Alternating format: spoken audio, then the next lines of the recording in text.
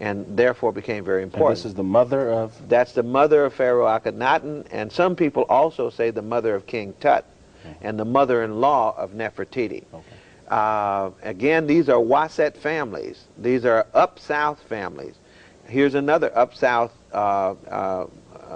priestess, Anut Tawi, who is a priestess of ancient Kemet, but again she's up south. So if you notice that the center of power at this time is in the middle of the country, or in the part of the country least infiltrated by outside influences, less mixed racially, less mixed culturally. And that would be examples of what we've been talking about. People are so used to seeing white Egyptians. Right. One must ask, where do these people come from? Right. Well, see, those people have been there all the time. They're just not in the books. The books that show pictures of white Egyptians normally show pictures of the Egyptians, not the Kemites, and that means they're showing pictures of people who were ruling or who were in Egypt during the Greek and Roman times and after that. And so it's always important to date the picture and to know whether you're talking about royalty or not. There's virtually all creativities are indigenous, and the invasions are destructive. The Greco-Romans were imitative. So if I go back to the chart here, and let's take a look. Golden Age number 1, Golden Age number 2, invasion. This is the first invasion. This was a destructive invasion from Asia. They are not given the credit with building temples, with building pyramids, with building religion. They were very destructive.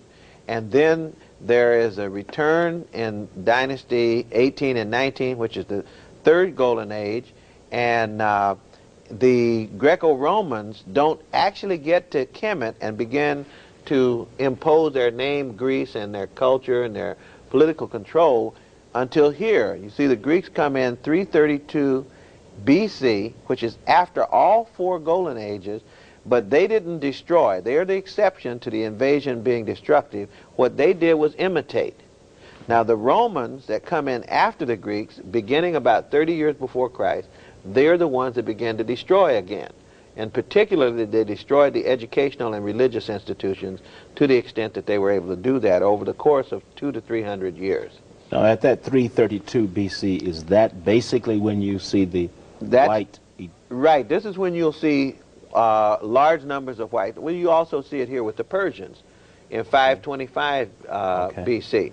But then you're talking about large numbers of settlers here with the Greeks, Alexander the Great, and then the Caesars here with the Romans, and you had large numbers of people infiltrating into Alexandria and around Cairo. Generally, they didn't go very far up south, but nevertheless, some did.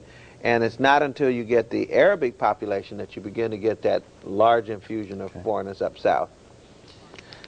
Okay, this is part of the literature during the period of the, in fact, this dates all the way back to the beginning of Kemetic times. But that this was in place. This would be in place, and it's part of the culture all the way through, and it's an example of what people destroyed. You know, the invaders were destructive rather than creative. They didn't create this religion, it was already in place. The Egyptian Book of the Dead deals with what? The Egyptian Book of the Dead is really much like the first 5 books of Moses or the Pentateuch in the Old Testament. It deals with the creation.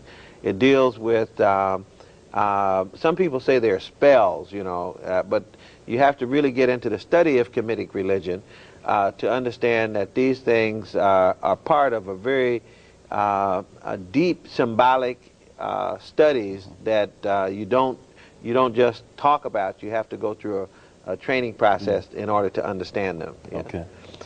This is an example of the Immaculate Conception of with the god Horus, god Osiris lying down on his back, and you'll see the goddess Isis, who is hovering above him with his erect penis, and that is the actual Immaculate Conception in stone, and this is at the Temple of Abydos, and that's a story, of course, that we'll pick up in Christianity, and that was already created by Africans long before it appeared in anybody else's religion.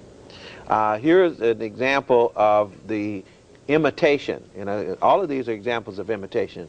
The Book of the Dead was imitated in the religious literature of other people. The creation story was imitated. Here's the imitation with a God giving life to now a Greek pharaoh.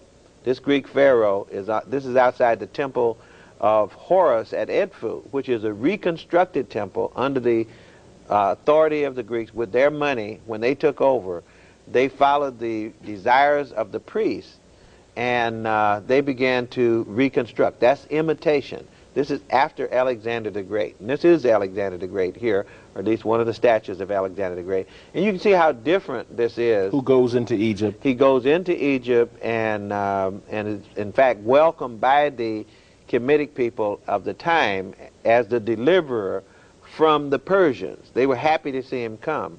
And generally speaking, you could say the Greeks were fairly respectful of the Kemetic people, but they were basically imitators of the Kemetic people. So when the Greeks went in there, the Africans were already out of control. Yes, they had already lost control to the Persians, and they never regained control again after that. Okay, master key number 8. Master key number 8 is that if you want to understand the thinking of Kemet, you must think in terms of symbolic thought and metaphorical thought. If you take things literally, you'll be mistaken. So that if you think that just because you see a God that has a man's body and an animal's head, for example, that this is animal worship, you will be missing the entire point, because there's much more to it than that. And so here we have examples of the use of things like, well, look at Keppera there, for example, the beetle. You know, comes from a study of biology. So they noticed that this beetle, the dung beetle, a particular beetle, would bury its eggs and then would bury them in the sand, and then as the sun came out, it would heat, and then all of a sudden these eggs would break open. And so they associated that with birth and creativity and creation. And so the Keppera then becomes the God who is coming forth. So you show the beetle, but you don't mean beetle, so you're not worshiping a beetle. You're using the beetle as the symbol of the idea of creation. Okay. This is another example. Here's a man with a dog's head.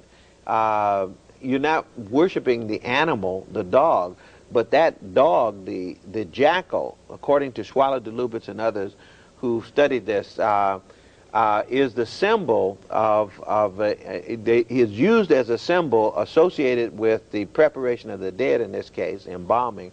His name is Anpu, or some people, the Greeks call him Anubis. That dog is the symbol, is used as a symbol because he can dig up dead meat and eat it before it putrefies and is of no value, so that he makes fine distinctions. He can discriminate between what is life-giving and which is life-taking.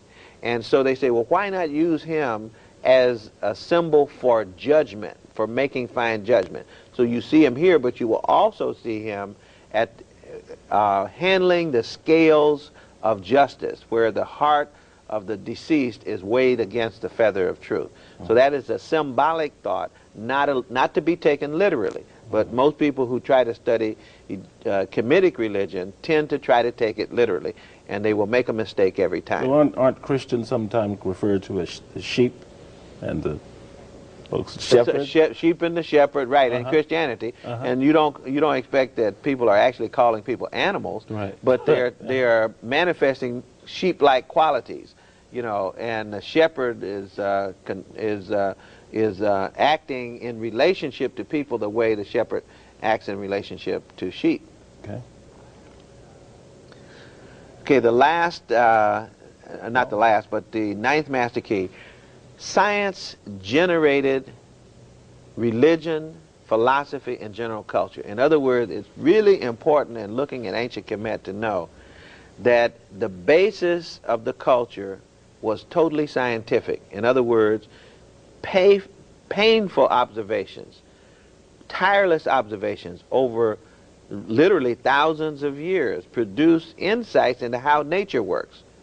And it's nature's pattern that reflects a divine will.